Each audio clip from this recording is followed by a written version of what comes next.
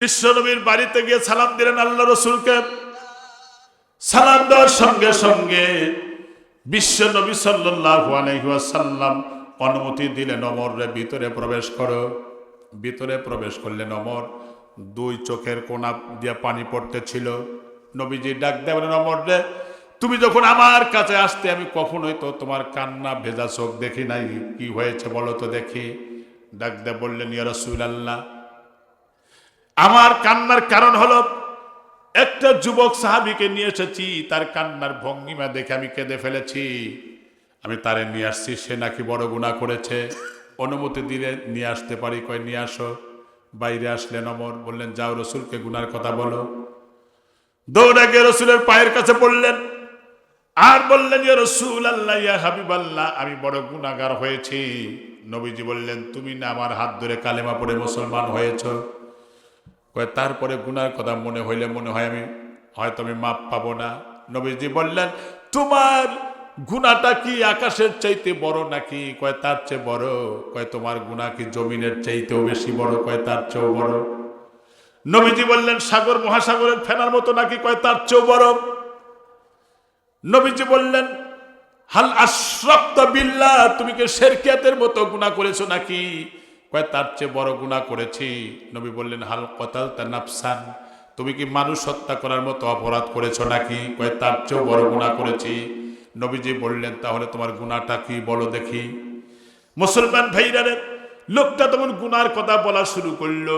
ডাক দিয়ে বললেন, ও আল্লাহর পয়গম্বর, ইসলাম কবরের আগে আমার অভ্যাস ছিল, নতুন নতুন কবর দেখলে সেই কবরটা খনন করে তারপরে মহিলাদের 5টা কাপড়, পুরুষের 3টা কাপড় আমি বিবস্ত্র করে এনে পরিষ্কার পরিচ্ছন্ন করে সেগুলো বিক্রি করে জীবিকা নির্বাহ করতাম। এটা আমার অভ্যাস ছিল। কিন্তু যেই কারণে আমি কাঁদি, আমার মনে হয় যে মাপ হবে না।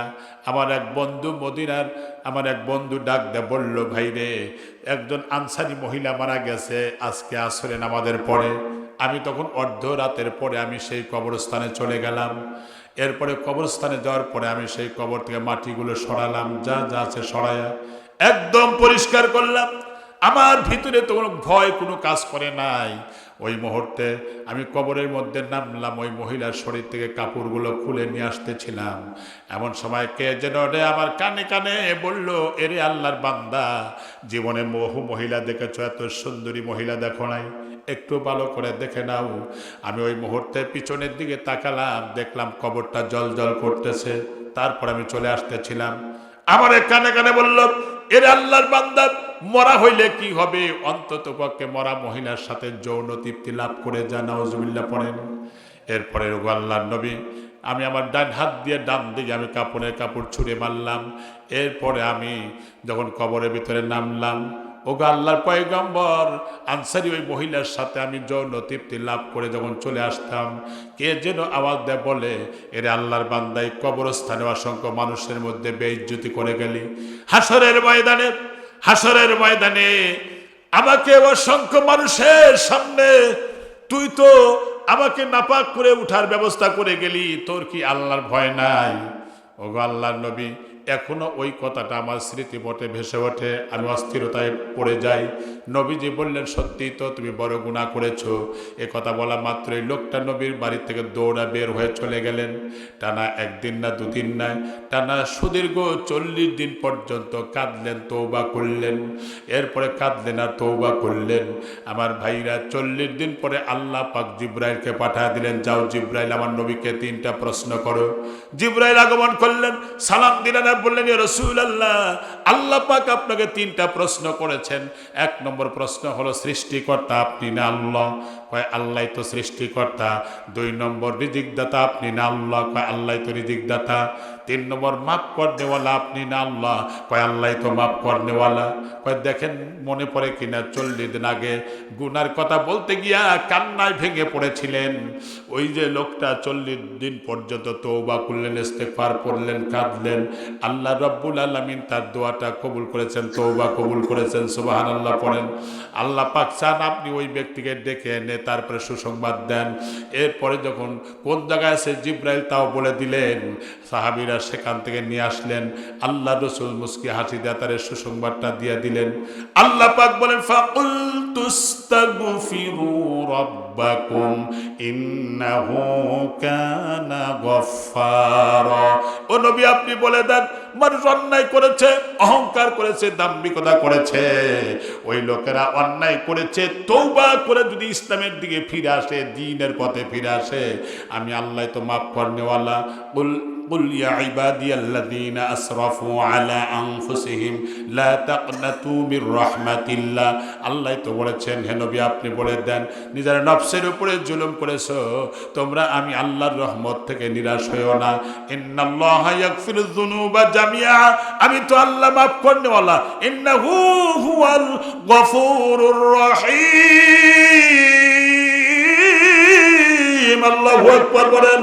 আল্লাহ হ্যাঁ ফোন করে দিল, এখন কি কাজ কয়, তাহলে আপনি মেসেজ পাঠান, ইন্ডোস্কপি পাঠান। মেসেজ পাঠায় দিল, এই মোরা ব্যাংকে তাদের অ্যাকাউন্টে টাকা পাঠা দিল, ওই মোরা মাল লোড করে বাংলাদেশের দিকে পাঠায় দিল, ঠিক কিনা? আমাদের তো আল্লাহর দরবারের থেকে যায় আনতে হবে না, আল্লাহ পার্সেল করে আপনার বাড়িতে পৌঁছা দিবে না। কিন্তু ইন্ডোস পাঠান মানে আপনি মেসেজ পাঠান কিভাবে? ওই যে মসজিদে 5 বার গিয়া সেজদা দেন, ওই মালিকের প্রশংসা করেন, ওই মালিক তখন আসমানের সমস্ত বরকতের দরওয়াজাগুলো আপনাদের জন্য উন্মুক্ত করে দেন। সুবহানাল্লাহ। হ্যাঁ চা খাম না। সম্মানিত ভাইরা, তাহলে আল্লাহ পাক সৃষ্টি করেছেন মানুষকে ইবাদত করবার জন্য। আমি সংক্ষেপ করে বুঝাই নিতেছি আর কি, লাস্টে হয়তো সুর দেব একটু, অনেক তো সুর ছাড়া পছন্দ করে না। সম্মানিত ভাইরা, আল্লাহ পাক সৃষ্টি করছেন, যেটা বলতেছিলাম লক্ষ্য উদ্দেশ্য ছাড়া সৃষ্টি করেন নাই। এই যে আপনাদের দেখতেছি, আলোগুলো দেখতেছি, সবাইকে দেখতে পাচ্ছি আমরা। এক সময় কিন্তু খুব উন্নতি ছিল এই দেশে, অবনতি ছিল, এখন তার চেয়ে উন্নতি হয়েছে। কোনটা?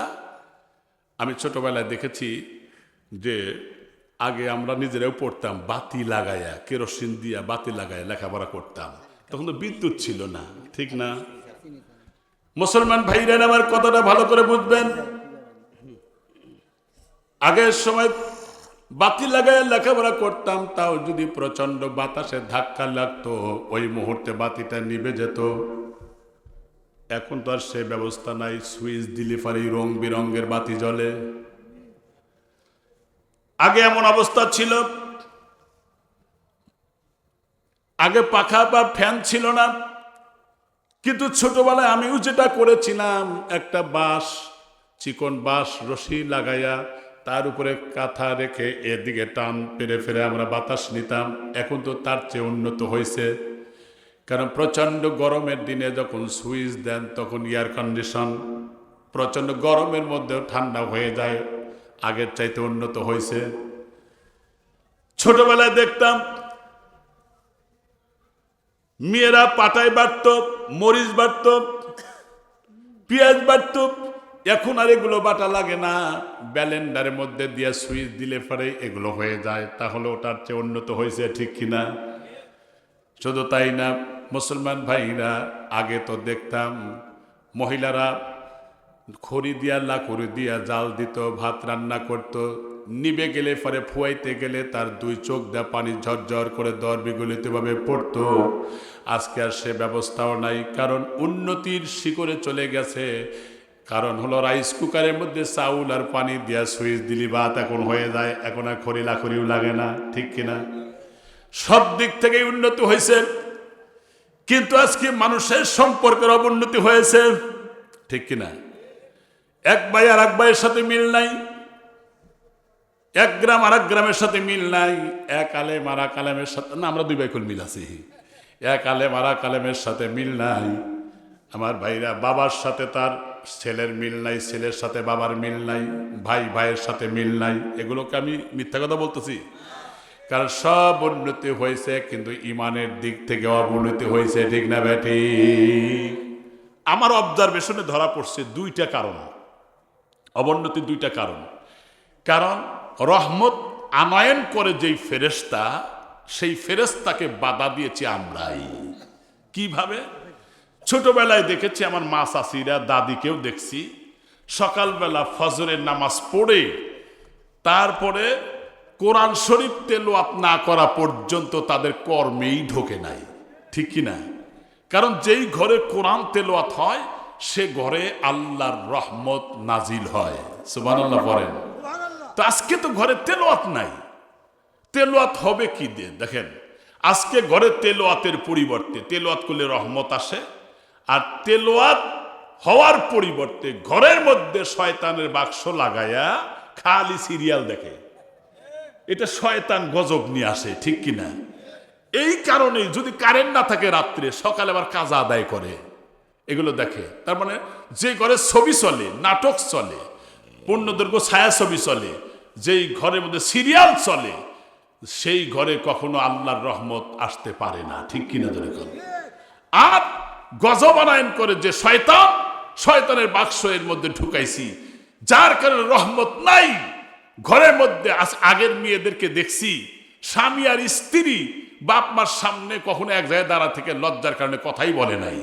এখন বাপ মাকেই আড়াল হয়ে থাকতে হয় দুই ছেলের বেশরমের কারণে, কথা ঠিক কিনা?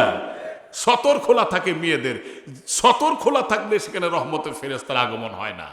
একটা হাদিসে পড়লাম, প্রাথমিক অবস্থায় যখন বিশ্ব নবী সাল্লাল্লাহু আলাইহি ওয়াসাল্লাম ওহী নাজিলের প্রাথমিক সময়কারের ঘটনা, একবার খাদিজাকে ডাক দেয়া বলেন কাঁপো কাঁপো কণ্ঠে, খাদিজা রে, আমি বড় ভয় পেয়ে যাচ্ছি। কয় কেন?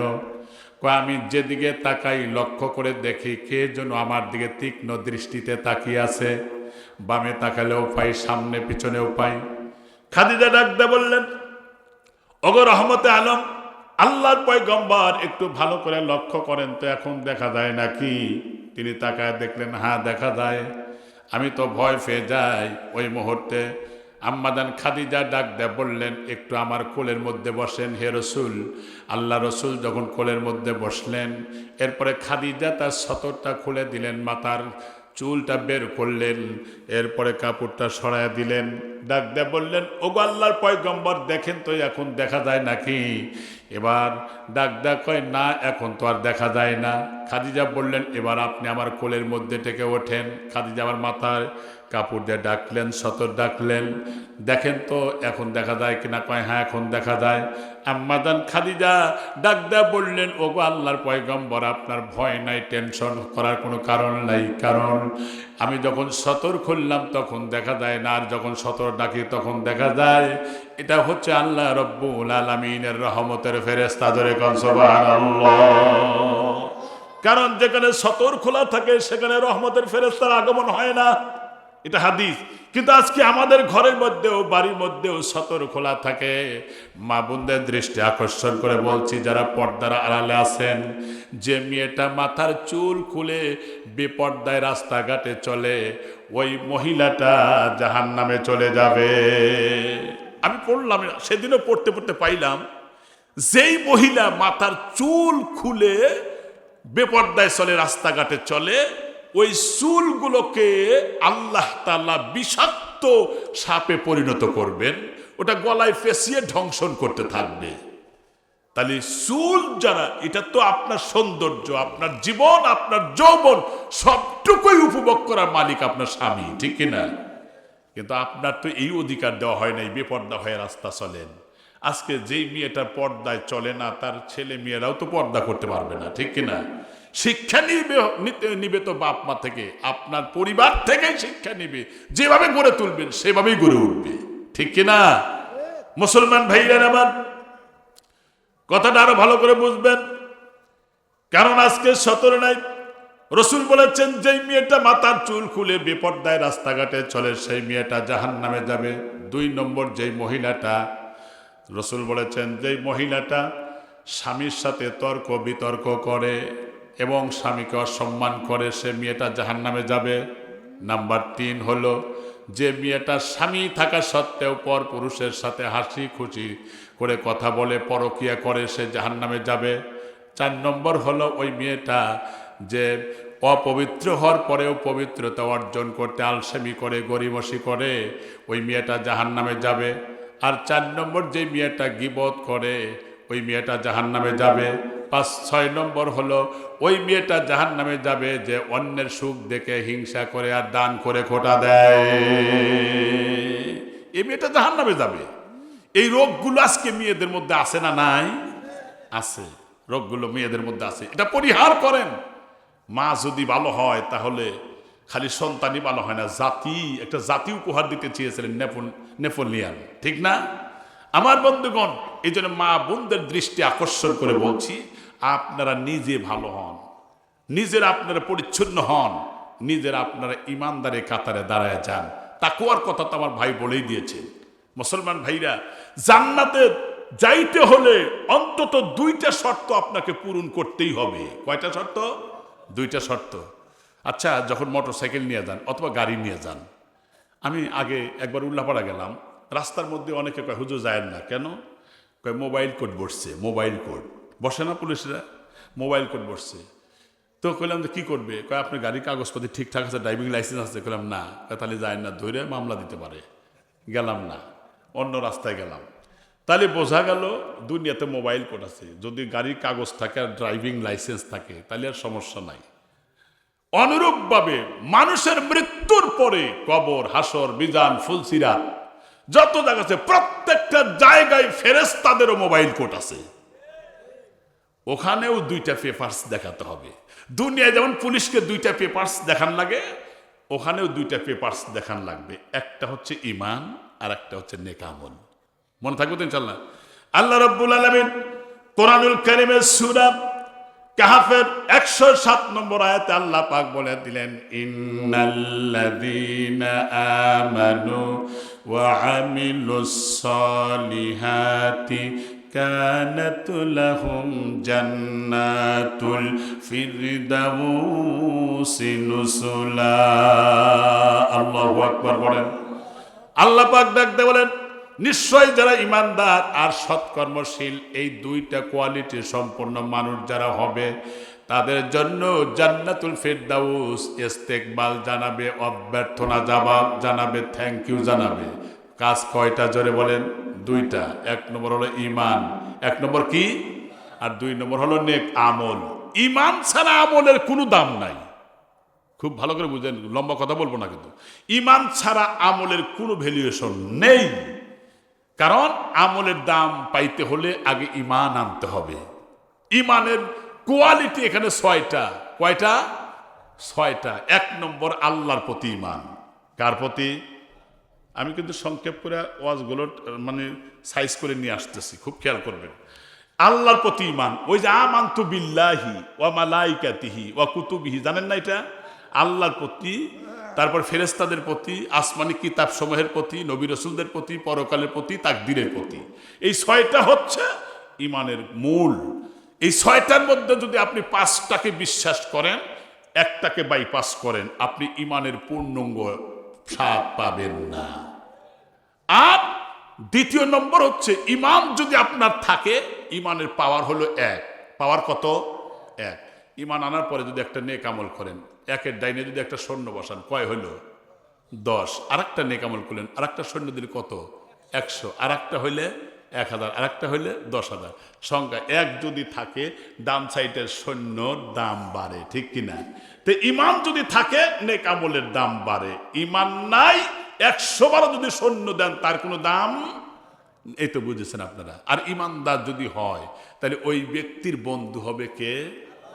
আল্লাহ। এটা আল্লাহরই কথা। মুসলমান ভাইরা আমার কথাটা ভালো করে বুঝবেন। এখন সংক্ষেপ কথা হলো, আপনার যদি ঈমানের দাবিতে অটল, অবিচল আর সত্যবাদী হতে চান, তাহলে আপনাকে অবশ্যই আর একটা শর্ত পূরণ করতে হবে। আপনার জীবনের চাইতে সবচাইতে বেশি ভালোবাসতে হবে মুহাম্মাদুর রাসূলুল্লাহ সাল্লাল্লাহু আলাইহি সাল্লামকে। নবীজি বললেন, লা ইউমিনু আহাদুকুম হাত্তা আকুনা হাব্বা ইলাইহি মিন ওয়ালিদিহি ওয়া ওয়ালাদিহি ওয়ান নাসি আজমাইন। ওই ব্যক্তি ইমানদার না যে ব্যক্তি তার বাবা, তার ভাই, তার বোন, তার আত্মীয় স্বজন সবকিছু চাইতে যতক্ষণ পর্যন্ত আমি রসুলকে বেশি ভালো না বাসবে, সে ব্যক্তি ইমানদার না। আর একটা কথা শোনেন, বিশ্বনবী একবার হযরত ওমরের হাত ধরে একটা জনমানব এরিয়া এলাকা বাজারের মতো জায়গা অতিক্রম করবার সময় নবীজি বললেন, ওমর রে তুমি আমারে কতটুকু ভালোবাসো? ওমর বললেন, ইয়া রাসূলুল্লাহ, ইয়া হাবিবাল্লাহ, আমার বাবার চেয়ে, মায়ের চেয়ে, ছেলের চেয়ে, মেয়ের চেয়েও বেশি ভালোবাসি, কিন্তু আমার জীবনের চাইতে বেশি ভালো আপনারে বাসি না। নবীজি হাতটা ছেড়ে দিলেন। এরপরে বললেন, ওমর রে এখনো পূর্ণাঙ্গতা পাও নাই। নবীজিকে বললেন একটু সময় দেন। কয় ঠিক আছে, দেওয়া হলো।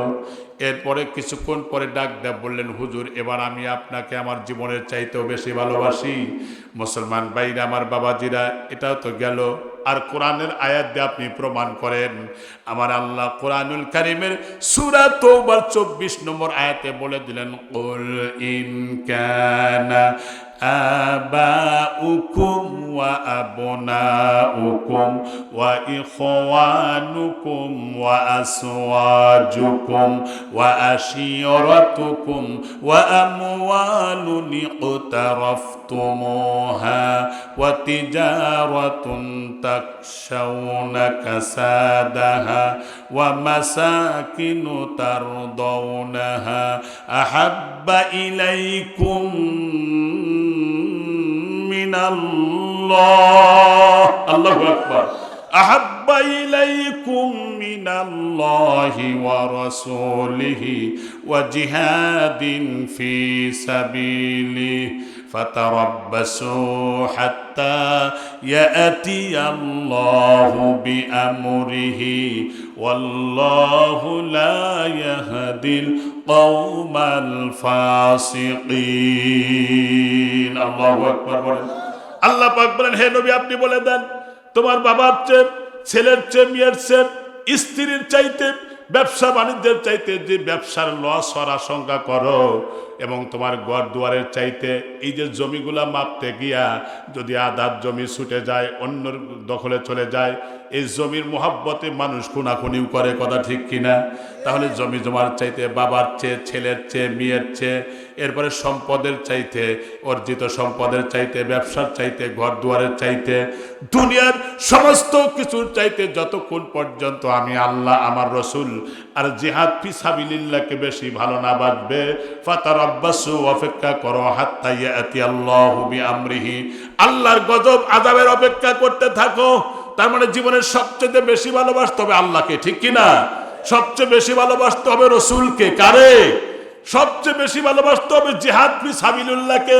কিন্তু জিহাদের নাম শুনলে কিছু মানুষের চোখ বড় হয়ে যায়, জিহাদের মধ্যে জঙ্গিবাদের গন্ধ খোঁজে, ঠিক কিনা ধরে কন? কিন্তু মুসলমান ভাইরা, এই যে আমাদের বাংলাদেশে একবার চিটাগাং কোন নেতা যেন বক্তৃতা দেওয়ার সময় কর্মীরা স্লোগান দিছে। কি স্লোগান? যে লিল্লাহি তাকবীর, আল্লাহু আকবার। কাইমে থাম, থাম, এটা তো জঙ্গিবাদের স্লোগান, এটা রাজাকারদের স্লোগান। নাউজুবিল্লাহ পড়েন। আল্লাহু আকবার মানে আল্লাহ সবচেয়ে বড়, অথচ আল্লাহু আকবারের স্লোগান যেই নেতার সহ্য হয় না, আল্লাহু আকবারের স্লোগান যে জঙ্গিবাদের গন্ধ খোঁজে, আল্লাহু আকবারের স্লোগানের দ্বারা রাজাকারের গন্ধ যারা পায়, আমার মনে হয় ও রক্তের মধ্যে আবু জেহেলের রক্ত মিশানো আছে, কথা ঠিক কিনা? আমার মুসলমান ভাইরা, এই ধরনের যারা আল্লাহকে নিয়ে, রসুলকে নিয়ে যারা কটূক্তি করবে, প্রয়োজনে মুসলমানেরা ঐক্যবদ্ধ হয়ে নারায়ে তাকবীর, আল্লাহু আকবার স্লোগান দিয়ে ময়দানে যদি ঝাঁপিয়ে পড়ে, বদরের চেতনায় উজ্জীবিত হয়ে, তারা নাস্তিকের মুরতাদরা ওরা লেজ গুটায়ে ময়দান ছেড়ে দিতে বাধ্য হবে, গোটা ভূখণ্ডে আল্লাহর কালেমার পতাকা উড়বে, কথা ঠিক কিনা? কিন্তু আজকে তো আমাদের অভাব সেই ইমানের প্রভাব, ঠিক কিনা? আজকে ইমান আমাদের দুর্বল, যার কারণে মানুষ অযথাই ভয় পায়। মহিলারা যখন একটা মাইটে পাতিল কিনে, আমি ছোটবেলায় দেখছি, তা আবার কেনে খালি সিটে দান দিয়ে, ভালো দান দিয়ে বেরিয়ে যাবে না, তা আবার এটা কেনার পরে বাড়ি দেয় ট্যাপ ট্যাপানা ড্যাব ডেবা, ঠিক না? এই 10 টাকা দিয়ে মাইটে পাতিল কিনে যদি পরীক্ষা করে, তাহলে আপনাকে আল্লাহ এত বড় জান্নাত দিব, একটু পরীক্ষা করবেন আল্লাহ? অতি সোজা। মামার বাড়ি সবরি কলা যে চাইলাম আর পাইলাম, অতি সোজা। তাহলে বোঝা গেল, এই আয়াত দিয়ে আর হাদিস দিয়ে বোঝা গেল জীবনের সবচেয়ে বেশি ভালোবাসতে হবে কাকে? তারপরে কে? রসুলকে, তারপরে জিহাদ ফি সাবিলিল্লাহ। মনে থাকবে তো? আচ্ছা, একটা উদাহরণ দিলে সহজে বুঝবেন।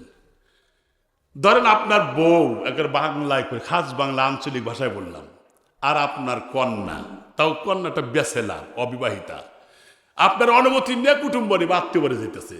আধা ঘন্টা পরে এক যুবক এসে বলতেছে, আপনার সর্বনাশ। আপনার বউ আর আপনার মেয়ে কোনে? কয় কুটুম্ব বাড়ি গেছে। রাস্তায় বকাটের যুবকেরা ধরে সম্ভ্রম লুণ্ঠন করেছে, ইজ্জত হানি করছে। এখন কন, আপনার স্ত্রী, আমার স্ত্রী, আমার কন্যা, আপনার কন্যার যদি সম্ভ্রম লুণ্ঠিত হয় যাদের কারণে, আপনার কি ভিতরে প্রতিশোধের আগুন জ্বলবে না? জ্বলবে না? আপনি যদি দুর্বল হন, তাও বলবেন আমি দেখে নিব, আমার আমার স্ত্রী, আমার কন্যার সম্ভ্রম লুণ্ঠিত হয়েছে যাদের কারণে, আমি দেখে নিব। এটা প্রতিশোধের আগুন আপনার ভিতরে দাও দাও করে জ্বলে। কিন্তু আল্লাহ বলেছেন, তোমার ছেলের চেয়ে, মেয়ের চেয়ে, বোর চেয়ে, সম্পদের চেয়ে, বাড়িঘরের চেয়ে, জমি জমার চেয়েও বেশি ভালোবাসতে হবে আল্লাহ রসুলকে। তাহলে রসুলের বিরুদ্ধে যখন চরিত্রের উপরে অপবাদ দিয়া কটূক্তি করে, তখন যদি আপনার দিলের মধ্যে প্রতিশোধের আগুন না জ্বলে, বুঝতে হবে আপনি খাঁটি ইমানদার না। কিন্তু ইমানদার যারা, তারা প্রতিবাদ করে, আর বেঈমান যারা, তারা হুকুম দিয়ে, লাঠি দিয়ে, পুলিশ দিয়ে রাস্তায় মিছিলটাকে ছত্রভঙ্গ করে বের করে দিয়ে দেয়। ঠিক কিনা? ইমানদার আর বেঈমান এখান থেকে প্রমাণ করবেন। বেঈমানরা সহ্য করতে পারে না। আমাদের ওই যখন ফ্রান্সের ম্যাক্রো নাম লুথর ভাই, এই বেচারা যখন রসুলকে কটূক্তি করেছিলেন, গোটা পৃথিবী জুড়ে মানুষ ফুঁসে উঠেছিল। আমাদের ধুকুরে বেড়া এক দোকানে বসে একজন কইতেছে, নাম কম না, চিনবেন, আবার কয়া দিলে আমার বিপদ, নাম কম নাম দরকারও নাই। সে বলতেছে কি, মোল্লারা বিলাফালাফি করে। কোন দেশে কি কইছে এটার লেগে আবার মোল্লারা আবার চিল্লাচিল্লি করে। হে আবার যে কোন দল করে তা বুঝে নিয়েন, ভাইকে কলেক বারো, হ্যাঁ বুঝলেই হইল। আমার তখন ওই কোরআনের আয়াতের দিকে খেয়াল হইল, হায় রে আল্লাহ, যার ভালোবাসা ছাড়া ইমান হবে না। রসুলের ভালোবাসা হলো ইমানের অংশ, ঠিক কিনা? রসুল কলিজা, যার মোহব্বত যদি না থাকে তাহলে তার ইমানই থাকে না। কবি নজরুলও বলেছিলেন যে রসুলের কি জানি কথা, অপবাদে কাঁদে না যার মন, মুসলিম নয় সে মুনাফিক, ঠিক কিনা? এই ধরনের কথা বলেছে, কবি নজরুলও বলেছিলেন। আর হাদিসে তো আছে, কোরআনেও আছে। অথচ আজকে এক শ্রেণীর নাস্তিক মোর্তাদেরা, লোকজন বের হইলেই, প্রতিবাদ করলেই মনে করে আমাদের ক্ষমতায় মনে হয় সিট ধরে গেল রে, ঠিক কিনা? মুসলমান ভাইরা, একটা কথা বলি, খুব ভালো করে বুঝবেন। বলেন তো দেখি, রসুলের উম্মতের মধ্যে সবচেয়ে নরম দিল কার? ওয়াজ করা কঠিন, সব দিশা পায়। আবু বকরের। ওই যে খুতবার ভিতরে লুৎফাইবে পড়ে যে আর হামহম আবু বকর। আবু বকর হচ্ছে সবচেয়ে রহম দিল, নরম দিলের মানুষ। আর আসাদুহুম আমিরুল মুমিনিন ওমর ইবনুল খাত্তাব, পড়া হয় না খুতবার মধ্যে? হ্যাঁ, ওমর হচ্ছে একটু শক্ত মনের মানুষ। এই আবু বকর রাস্তা দিয়ে যাচ্ছে একটা ইহুদিদের স্কুলের পাশ দিয়া, যাবার সময় উনি বাইরে থেকে শুনতেছে যে আল্লাহকে হত দরিদ্র, চান্দা উত্তোলনকারী বলে গালি দিচ্ছে। কারণ আল্লাহ রাস্তা যখন দান খয়রাত চায়, ইয়াক অরিদুল্লাহ করদান হাসানা, আবার লাকদ সামি আল্লাহ কওলাল্লাযীনা ইন্নাল্লাহা ফাকির ওয়া নাহনু আগনিয়া, আমরা ধনী, আল্লাহ হলো গরিব। নাউজুবিল্লাহ পড়েন। এই কথা শুনলেন আবু বকর, যিনি পৃথিবীর মধ্যে উম্মতের মধ্যে সবচেয়ে নরম দিলের মানুষ, তিনি শুনলেন। শোনার পরে তিনি চিন্তা করলেন, এখানে তো দাওয়াত দেওয়ার দরকার, আর মানুষ যে যত দাওয়াত দিবে তার দাম তত বাড়বে, ঠিক কিনা? আল্লাহ রাব্বুল আলামিন কোরআনুল কারীমের সূরা তাহরিমের 6 নম্বর আয়াতে আছে, আল্লাহ পাক বলেন, ইয়া আইয়ুহাল্লাযীনা আমানু কু আনফুসাকুম ওয়া আহলিকুম নারা ওয়াকুদুহান নাস ওয়াল হিজারাতু আলাইহা মালাইকাতুন গিলাযুন শিদাদুল লা ইয়াসুনাল্লাহা আমারাহুম ওয়া ইয়াফআলুনা মা ইউমারুন। আল্লাহু আকবার বলেন। আল্লাহ পাক বলেন, হে ঈমানদারগণ, কু আনফুসাকুম, নিজেরা জাহান্নামের আগুন থেকে বাঁচো, আহলে আয়ালদেরকে বাঁচাও। ওয়াকুদুহান নাস ওয়াল হিজারা, যে জাহান্নামের আগুন, যে জাহান্নামের মানুষ আর পাথর ইন্ধন হবে। আলাইহা, সেখানে থাকবে মালাইকা ফেরেশতা, গিলাদুন শিদাত, নির্মম এবং কঠোর। আমি যদি এই জায়গায় বসে আমার সভাপতির সাথে যদি দুর্ব্যবহার করি, আমার বড় ভাই লুৎফার ভাইয়ের সাথে যদি আমি একটু বেয়াদবি করি, মনে করলেন দুইজনই রাগ করেছে, কিন্তু আমি যদি নিজের ভুল বুঝতে পেরে যদি তার হাত ধরি, ভাই সরি, আমার এই আচরণটা করার সঙ্গত হয় নাই, বলেন তো দেখি তাদের মন নরম হবে না? হবে না? ভুল স্বীকার করলে মন নরম হবে, কিন্তু গজবের ফেরেশতার শাস্তি দেওয়ার দায়িত্বে যে থাকবে তার তো আর মন নরম হবে না, গজবের ফেরেশতার শাস্তি দিতেই থাকবে। আল্লাহর হুকুম পাওয়া মাত্র সে হুকুমটা ফলো করবে, ঠিক না ঠিক? হযরত আবু বকর রাদিয়াল্লাহু তাআলা আনহু যেই মাত্র তিনি শুনলেন রাসূলকে গালি দিল, এরপরে ওইখানে আল্লাহকেও গালি দিল, ভিতরে প্রবেশ করে বললেন, ভাইজান আপনারা যা পড়তেছিলেন আমি শুনলাম, আপনারা এর পরিবর্তে আপনারা ইমানের পথে আসেন, আল্লাহ রসুলকে বিশ্বাস করেন। বিশ্বাস করলে পরে পরকালের জীবনটা কল্যাণকর হবে, কারণ দুনিয়াতে অত্যন্ত কম সময়ের জন্য, আর দুনিয়া কলিল ফালিয়াদহাকু ফিহা, দুনিয়া খুব কম সময়ের জন্য, যার শুরু আছে যার শেষ আছে। ফাইদান কতাআতিদ দুনিয়া ওয়াসারু ইলাল্লাহ, যেদিন আল্লাহর এই দুনিয়া ছেড়ে আল্লাহর সান্নিধ্যে চলে যাবে, ফাল ইয়াস্তানিফুল বুকালা ইয়ানকাতিউ আবাদা, ওই দিন মানুষের কান্না শুরু হবে, জীবনে কান্না বন্ধ হবে না। আমার ভাইরা, আম্মা জান আয়েশা সিদ্দিকা রাদিয়াল্লাহু তাআলা আনহা বলেন, আমি রাসূলকে বলতে শুনেছি, ইয়াকুলু ইয়াহশুরুন নাসু ইয়াউমাল কিয়ামা হুফাতান উরাতান গুরলান। আল্লাহ রাসূল আয়েশা বলেন, আল্লাহ রাসূলকে বলতে শুনেছি, সমস্ত লোকেরা সেদিন খালি পায়ে উলঙ্গ খাতনাবিহীন অবস্থায় হাসরের ময়দানে উঠবে। আয়েশা বলেন, ইয়া রাসূলুল্লাহ, ইয়া হাবিবাল্লাহ, আর রিজাল ওয়ান নিসাউ জামিআ, নারী আর পুরুষদেরকে কি এইভাবে তোলা হবে নাকি? নবীজি বললেন, হ্যাঁ তাই হবে। আম্মা জান আয়েশা বললেন, ইয়ানজুরু বা'দুহুম ইলা বা'দ, একজন মানুষ যদি আরেকজন মানুষের দিকে তাকায়, যৌনাঙ্গ দেখে ফেলে দেয়, তাহলে কি পরিস্থিতি হবে? ফাকালা রাসূলুল্লাহ সাল্লাল্লাহু আলাইহি ওয়াসাল্লাম, আল্লাহর নবী বললেন, ইয়া আয়েশা, আল আমরু আশাদ্দু মিন আইয়ানজুরা বা'দুহুম ইলা বা'দ। আয়েশা রে, ওই দিন একজন মানুষ আর একজন মানুষের দিকে তাকান তো দূরের কথা, ভয়ের কারণে ওদের চক্ষু স্থির হয়ে যাবে, ডানে ভাই সামনে পিছনে তাকাবার মতো সাহস থাকবে না। আল্লাহু আকবার বলেন। আল্লাহ পাক বলেন, ফাইদা বানিকাল বাশার ওয়া খাশাফাল কমার ওয়া জুমিআশ শামসু ওয়াল কমার। আল্লাহ পাক বলেন, সেদিন চাঁদ আর সূর্য তো আরো আলো হারিয়ে ফেলবে, চক্ষুটা স্থির হয়ে যাবে, সব ধ্বংস হয়ে যাবে। কুল্লু মান আলাইহা ফান ওয়া ইয়াবকা ওয়াজহু রাব্বিকা যুল জালালি ওয়াল ইকরাম। আমার ভাইরা, আল্লাহ ডাকদা বলেন, সবকিছু ধ্বংস হয়ে যাবে, ফান ফান হয়ে যাবে, থাকবে শুধু মহিয়ান গরিয়ান আল্লাহর নাম। আমার ভাইরা, সেদিনের পরিস্থিতিটা কেমন হবে? আমার বন্ধুগণ, দুনিয়ার বিশেষ করে মানুষকে 5টা জিনিস অতিক্রম করতে হবে। 1 নম্বর হচ্ছে সাকরাত, মৃত্যুর যন্ত্রণাদায়ক সময়কেই বলা হয় সাকরাত। এই সময়টা অতিক্রম করতে হবে। এই লোকটা যদি বদকার হয়, তাহলে তার রুহটা বের হওয়া দারুণ কষ্ট হবে আর দুর্গন্ধ হবে। আর যদি নেককার হয়, তার রুহটার সুগ্রাণে বিমোহিত হয়ে যাবে। মুসলমান ভাইরা, আমার বাবাজিরা, এরপরে জগৎ হলো কবরের জগৎ। কবরের মধ্যে যদি সওয়াল জবাব যদি সত্যিকার অর্থে যদি দিতে পারে, ইমানদার যদি হয়, প্রশ্ন করার সঙ্গে সঙ্গে সাথে সাথে সে উত্তর দিয়ে ফেলবে।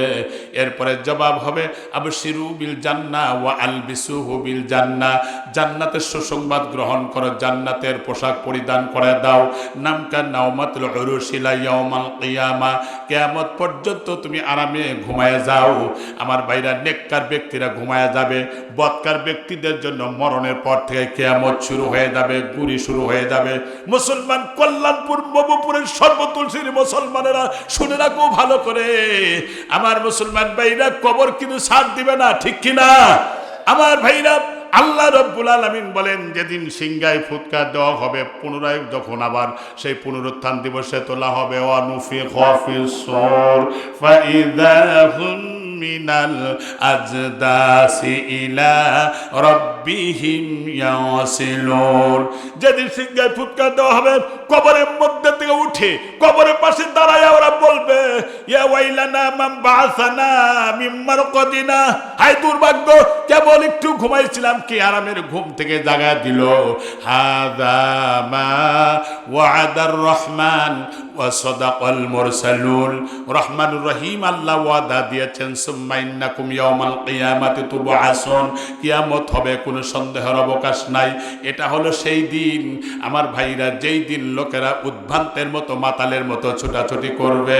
কঠিন বিপদের দিনে আল্লাহ পাক বলেছেন, ওয়াতারান নাসা সুকারা, হে নবী আপনি দেখবেন সেদিন লোকেরা মাতালের মতো উদ্ভ্রান্তের মতো ছোটাছুটি করবে। ওয়া মা হুম বিসুকারা, আসলে তারা মাতাল না। ওয়ালাকিন্না আযাবাল্লাহি শাদীদ, জাহান্নামের কঠিন চূড়ান্ত শাস্তির ভয়ে তারা উদ্ভ্রান্তের মতো ছোটাছুটি করবে। মুসলমান ভাইরা, সূর্যের 7টা চোখ আছে, একটা চোখ দিয়ে আলো দিচ্ছে, তাও আবার 9,30,00,000 মাইল দূরে থেকে। চৈত্র মাসের বৈশাখ মাসের জমিনগুলো একদম ফেটে যায়, যেখানে সার থাকে না, ফার্টিলাইজার থাকে না। কিন্তু যেদিন হাসর কায়েম হবে, সেই দিন চোখ দিয়ে যখন আলো মারতে থাকবে, জমিন পুড়ে তামা হয়ে যাবে।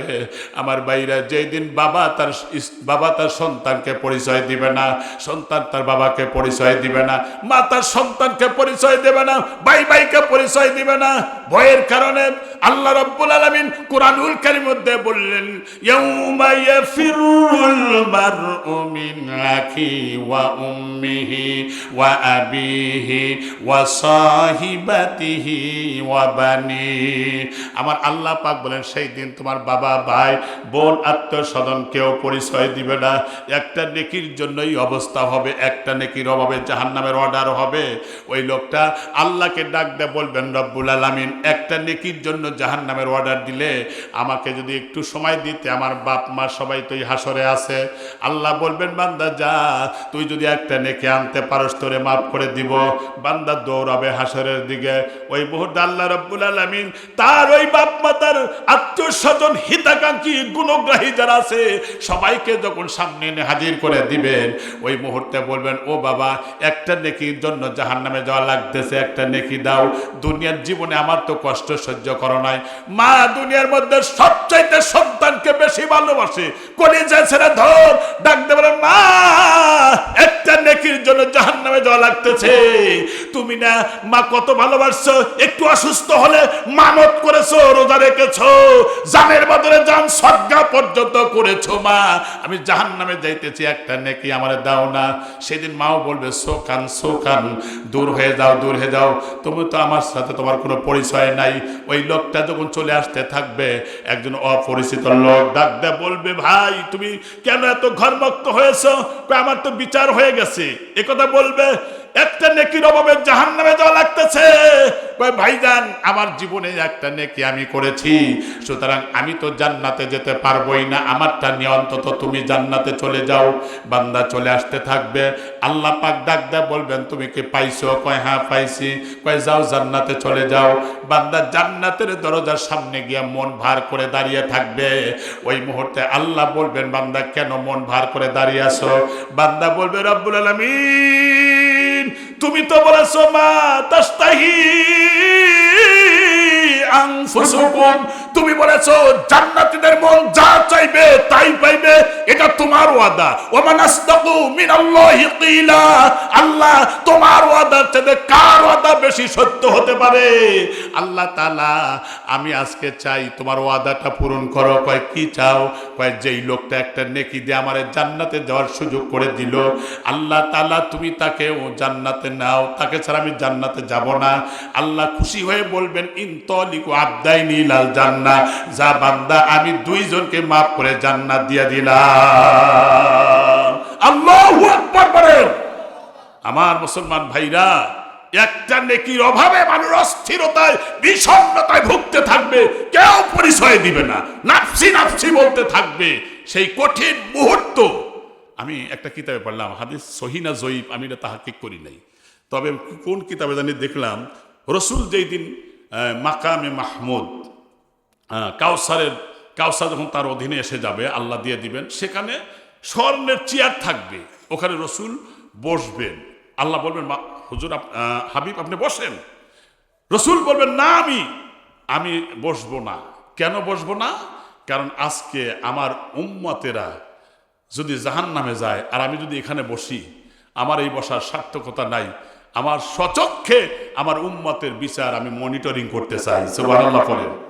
সত্যি যখন এটা সুযোগ করে দেওয়া হবে রসুলকে, আপনি দেখেন ওই, হ্যাঁ শেষ করে জানতে দিই, কালেকশন করবো আমি জানি, শেষ করে যেই মুহূর্তে এই সুযোগটা করে দেওয়া হবে, ওই মুহূর্তে দেখবেন গুনাহগার উম্মতের নেকির পাল্লা যত একটু হালকা হওয়ার ভাব রসুল দেখবেন, কাছে গিয়া ডান হাতটা সেই পাল্লার উপরে রাখবেন, আর রসুলের হাতের মর্যাদায় তার পাল্লা ভারী হয়ে যাবে।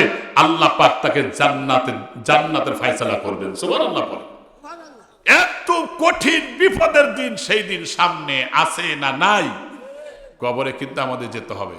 1 নম্বর সাকরাত অতিক্রম করতে হবে, 2 নম্বর কবর জগৎ অতিক্রম করতে হবে, 3 নম্বর হাসর অতিক্রম করতে হবে, হ্যাঁ, তারপরে পুলসিরাত অতিক্রম করতে হবে। যদি ইমান নিয়ে আমল নিয়ে যেতে পারে, তাহলে সব জায়গায় আল্লাহ সহজ করে জান্নাত দান করবেন। সুবহানাল্লাহ, সুবহানাল্লাহ। আমি এই চোখে দেখা কবরে আযাব, চোখে দেখা, এই মাওলানা তারিক জামিল লেখক পাকিস্তানি, ওই এটা আবার হাদিস কোরআন না, এটা মনে করেন না, আমি তাও বলে দিচ্ছি। ওনার কিতাবের মধ্যে আমি পড়লাম এক জায়গায় যে যারা প্রত্যক্ষদর্শী তাদের সাক্ষাৎ নিয়েছে পাকিস্তানি। সেটা কি, গ্রামে আমাদের অনেক সময় দেখা যায় সোন হয়, গাছ হয়, আগাছা হয়, আমরা সাফ করি না। তো সাফ করতে গেছে, দেখে গ্রামের এক কবরস্থানে একটা কবর দিয়ে খালি দাও দাও করে, যেভাবে আগুন ধরার পরে যে রকম ধোঁয়া বের হয়, খালি ধোঁয়া বের হইতেছে। হাজার হাজার লোক এটা দেখতে শুরু করলো। এক লোক কয়ে ধোঁয়া তো বাড়াইবই, এই লোকটা খুব পাজি ছিল, খারাপ ছিল, অমক ছিল, সুদখোর ছিল, ঘুষখোর ছিল, ধোঁয়া তো বাড়াবেই, জাহান্নামে জ্বলতেছে, এই কথা বলতেছে। এক বুজুর্গ আলেম আছে, বলতেছেন যে মৃত্যু মানুষ নিয়ে এবার সমালোচনা করো না। তো উনি চলে গেল, যিনি যার কবর তার বাড়িতে, ওনার স্ত্রী আছে, জিজ্ঞেস করলেন আচ্ছা আপনার স্বামীর সাথে দাম্পত্য জীবন কতদিন হলো হয়েছে? সে সুদীর্ঘ দিন হয়েছে। কি আমল করেছে? আমি তো এমন কোনো আমল করতে দেখি নাই। তো কিন্তু তোমার স্বামীর তো কবরের এই হালত দেখলাম। হ্যাঁ, আমার স্বামী আমার সন্তান পেটে রেখে কবরে চলে গেছে, আর এই সন্তানটা ছোট্ট বাচ্চা, এই বাচ্চা দীর্ঘদিন পর বাচ্চা হওয়ার পরে, এই বাচ্চাকে 3 বছর 3.5 বছর পরে আমি যখন তারে মাদ্রাসায় দিলাম, এই 3 দিন ধরে মাদ্রাসায় দিছি, সেখানে বিসমিল্লাহির রহমানির রহিম এটা ইয়াদ করে ফেলেছে।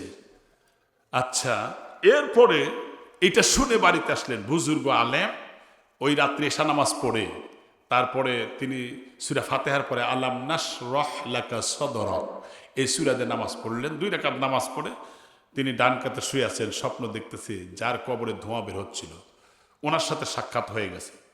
বললেন আপনার কবরে ধোঁয়া? কয় হ্যাঁ ঠিকই, জাহান্নামের আগুনে জ্বলতেছিলাম। কিন্তু আমার সন্তান মাদ্রাসায় যাওয়ার পরে কোরআন শরীফের একটা আয়াত বিসমিল্লাহির রহমানির রহিম এটা ইয়াদ করে ফেলেছে, পড়তে পড়তে বাড়িতে আসছে। যেমন কোনো বাড়িতে আগুন ধরলে পানি দিয়ে নিবাইলেও দীর্ঘ সময় ধোঁয়া বাড়ায়, ঠিক না? খেরে পালায় যদি আগুন ধরে, নিবানের পরে কিন্তু ধোঁয়া বাড়ায়। কয় আমার জাহান্নামের আগুনে জ্বলতেছিলাম, কিন্তু আমার এই সন্তান যেই মাত্র বিসমিল্লাহির রহমানির রহিম পড়েছে, পানি ডালার মতো কাজ হয়েছে, জাহান্নামের আগুন নিভে গেছে, তাই ধোঁয়া বাড়াইতেছে। সুবহানাল্লাহ পড়েন। তাহলে আপনার সন্তানকে কোরআন পড়ান, কবরে যা শান্তি পাবেন, বিশ্বাস করেন। আপনার সন্তান, আমরা বাড়ি গাড়ি জমি জমা অর্থ সম্পদ বানায় থুয়ে যাই, এগুলো লাভ নাই। এর চাইতে আপনার সন্তানকে আপনি আদর্শ সন্তান মানা থুয়ে দেন। সুশিক্ষিত আদর্শ সন্তান পৃথিবীর শ্রেষ্ঠ সম্পদ। আপনি মারা যাবেন, সে যদি চোখের পানি ছেড়ে দিয়ে সূরা আয়াতুল কুরসি, সূরা ফাতিহা, নাস, ফালাক, তারপরে দোয়া দরুদ পড়ে যদি চোখের পানি ছেড়ে আপনার জন্য কাঁদেন, বিশ্বাস করেন আল্লাহ পাক আপনাকে মাফ করবেন। সুবহানাল্লাহ বলেন। একটু আপনি কি নিয়ে যাচ্ছেন কবরে? আমি শেষের দিকে কিন্তু আসছি, খুব খেয়াল করবেন। দেখেন, কবর তো এমন ভয়ঙ্কর জায়গা, এটা তো আপনাদের অজানা না, সবাই তো ওয়াজ মাহফিল শোনেন, জুমার নামাজের বয়ান শোনেন, সেদিকেও আমি যাচ্ছি না। যদি আপনি এই শেষ জীবনেও যদি হয়, আপনার যদি তওবা নসিব হয়ে যায়, তাহলে আপনি সফল কাম হবে। সবসময়ের জন্য তওবা করবেন, প্রত্যেক নামাজের পরে তওবা করবেন। পারবেন না ইনশাল্লাহ? যতবার গুনাই হোক আপনি শিরকিয়াতের গুনাহ বাদ দিয়া আল্লাহ তাআলা আপনাকে ক্ষমা করে দেন। হকুল্লাহর হকুল ইবাদ, দুইটা হক আছে। যার আল্লাহর হক হয়তো নষ্ট হয়েছে, ইচ্ছা করলে মাফ করতে পারেন। বান্দার হক যেটা, এটা আপনি হক আদায় করবেন। নইলে দেখেন, একবার এই কথা বলে আমার কথা শেষ, কালেকশন টান দিয়ে মোনাজাত করব। সেই কথাটা কি, একবার আল্লাহর রসুলের সাহাবী হযরত ওমর ঘর থেকে বেরিয়ে পড়ছেন রসুলের সাথে সাক্ষাৎ করার জন্য। যাওয়ার সময় রাস্তায় দেখলেন একটা যুবক সাহাবী, অল্প দিন হলো কালেমা পড়ে মুসলমান হয়েছে, খুব গড়ায় গড়ায় কাঁদতেছে। বাচ্চারা যেমন কাঁদতে কাঁদতে নাক দিয়ে শীত পড়ে এইরকম ভাবে কাঁদতেছিল। এটা কিন্তু আমার শেষ কথা, মনে রেখেন।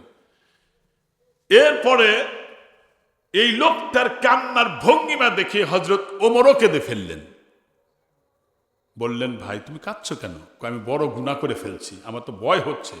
তুমি না রসুলের হাত ধরে কালেমা পড়ে মুসলমান হয়েছো? একটা গুনাহ আমার কাছে খুব পীড়া দিচ্ছে, এত বড় গুনাহ করছি। শুনতেছেন কথাটা? এত বড় গুনাহ করছি। চলো রসুলের কাছে বলো। হাত ধরে নিয়ে গেলেন। বাড়ির কাছে যাওয়ার পরে বললেন, এখানে অপেক্ষা করো, রসুলের অনুমতি নিয়ে নেই। যেই মাত্র মুসলমান ভাইরা অনুমতি নিলেন, বিশ্বনবীর বাড়িতে গিয়ে সালাম দিলেন আল্লাহ রসুলকে। সালাম দেওয়ার সঙ্গে সঙ্গে বিশ্বনবী সাল্লাল্লাহু আলাইহি ওয়াসাল্লাম অনুমতি দিলেন, ওমর ভিতরে প্রবেশ করো। ভিতরে প্রবেশ করলেন ওমর। দুই চোখের কোনা দিয়ে পানি পড়তেছিল।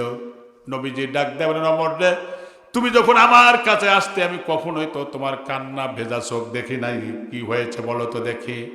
ডাক দে বললেন, ইয়া রাসূলুল্লাহ, আমার কান্নার কারণ হলো একটা যুবক সাহাবীকে নিয়ে এসেছি, তার কান্নার ভঙ্গিমা দেখে আমি কেঁদে ফেলেছি।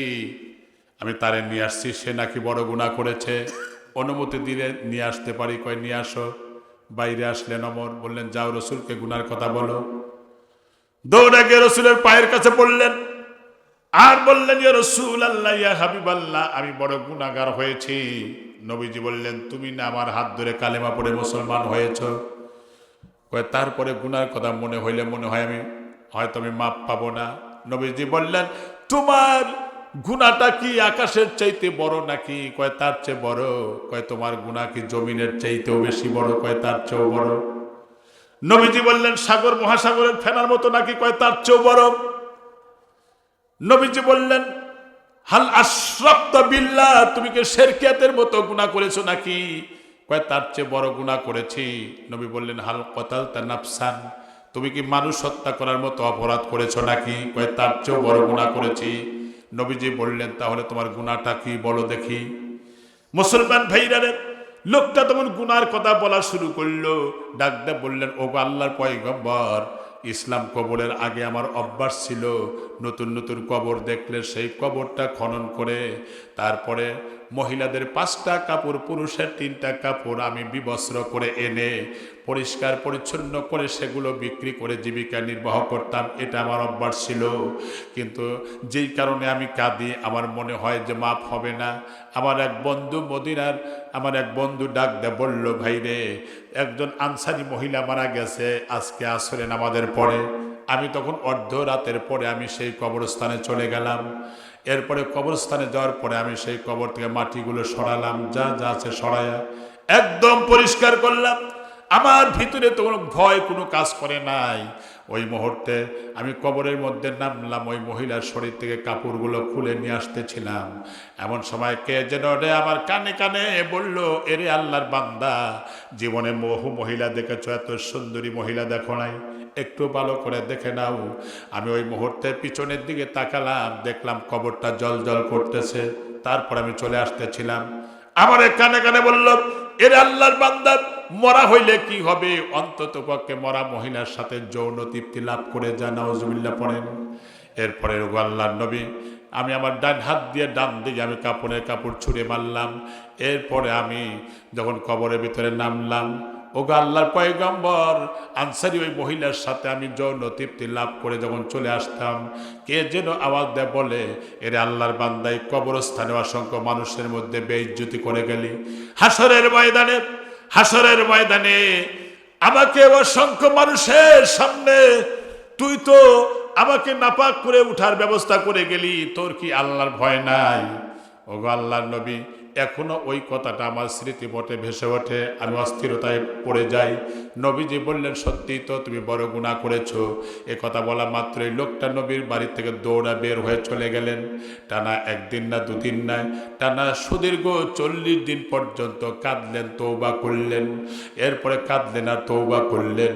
আমার ভাইরা, 40 দিন পরে আল্লাহ পাক জিব্রাইলকে পাঠিয়ে দিলেন, যাও জিব্রাইল আমার নবীকে 3টা প্রশ্ন করো। জিব্রাইল আগমন করলেন, সালাম দিলেন, বললেন, ইয়া রাসূলুল্লাহ, আল্লাহ পাক আপনাকে 3টা প্রশ্ন করেছেন। 1 নম্বর প্রশ্ন হলো, সৃষ্টিকর্তা আপনি না আল্লাহ? কয় আল্লাহই তো সৃষ্টিকর্তা। 2 নম্বর, রিজিকদাতা আপনি না আল্লাহ? কয় আল্লাহই তো রিজিকদাতা। 3 নম্বর, মাফ করনেওয়ালা আপনি না আল্লাহ? কয় আল্লাহই তো মাফ করনেওয়ালা। কয় দেখেন মনে পড়ে কিনা 40 দিন আগে গুনার কথা বলতে গিয়া কান্নায় ভেঙে পড়েছিলেন। ওই যে লোকটা 40 দিন পর্যন্ত তওবা করলেন, ইস্তেগফার পড়লেন, কাঁদলেন, আল্লাহ রাব্বুল আলামিন তার দোয়াটা কবুল করেছেন, তওবা কবুল করেছেন। সুবহানাল্লাহ পড়েন। আল্লাহ পাক চান আপনি ওই ব্যক্তিকে ডেকে এনে তারপরে সুসংবাদ দেন।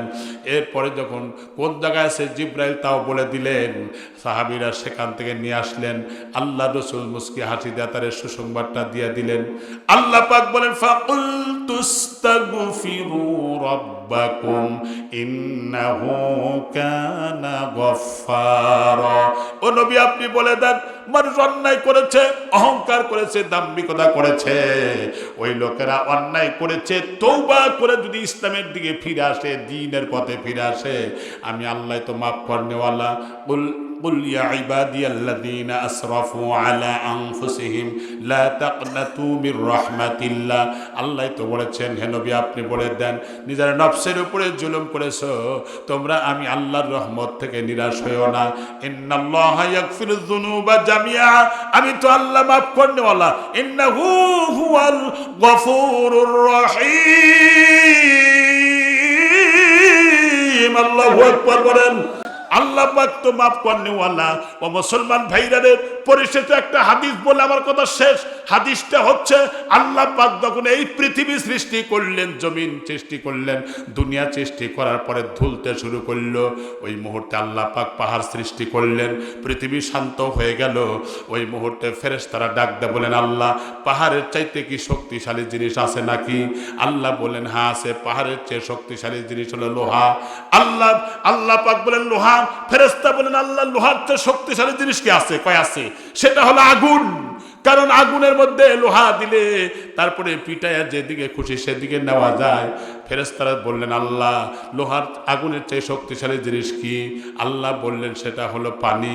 কয় পানির চাইতে শক্তিশালী জিনিস আছে নাকি? কয় হ্যাঁ আছে। সেটা আবার কি? কয় সেটা হলো বাতাস। আল্লাহ পাককে ফেরেশতারা বললেন, বাতাসের চেয়েও শক্তিশালী জিনিস আছে নাকি?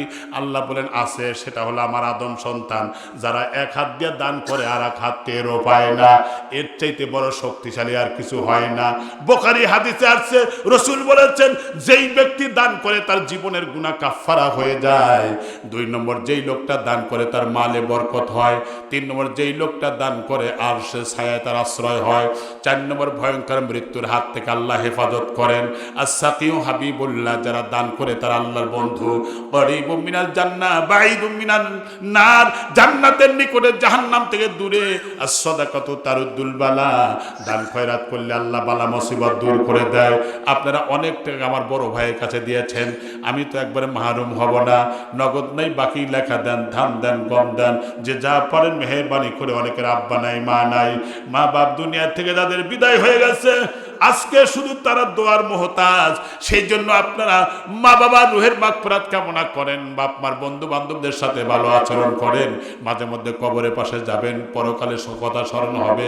মা বাপ যদি ঋণ করে যায়, ঋণ মুক্ত করবেন।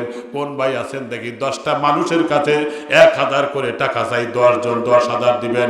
আমি দোয়া করবো আল্লাহ যেন আশারায়ে মুবাশশিরিন সাহাবীর সঙ্গে জান্নাত নসিব করেন। একটা মানুষ তো হাত তুলে দেখান, হুজুর 1000 টাকা আমি দিব। আমি দোয়া করবো আল্লাহ যেন আবু বকরের সঙ্গে হাসর নাসর করে জান্নাত দেন। আমিন ও আমিন। কি নাম ভাইজান আপনার? আলহামদুলিল্লাহ। আমার এক ভাই 500 টাকা দান করলো, আল্লাহ তুমি দান কবুল করে নাও, নেক মাকসাদ পুরা করে দাও। আব্দুল আলিম ভাই 1000 টাকা লেখা নেন। আব্দুল আলিম ভাই আল্লাহ 1000 টাকা, আল্লাহ পকেট নাই করা ফাঁকা, ভাগ্যের গুড়া দেওয়া চাকা, আল্লাহ তুমি জান্নাতে দিও দেখা। আর একজন দিল 200, আল্লাহ বাড়িতে বসায় দিও বরকতের বাক্স। আর একজন 1000 টাকা দান করলো, কবুল করো কবুল করো, মনের কামনা কানায় কাবা। এটা রুমাল না, আগে দেন না, রুমাল দিয়ে 10 টাকা হলে দিয়ে দেন, কবুল করো কবুল করো।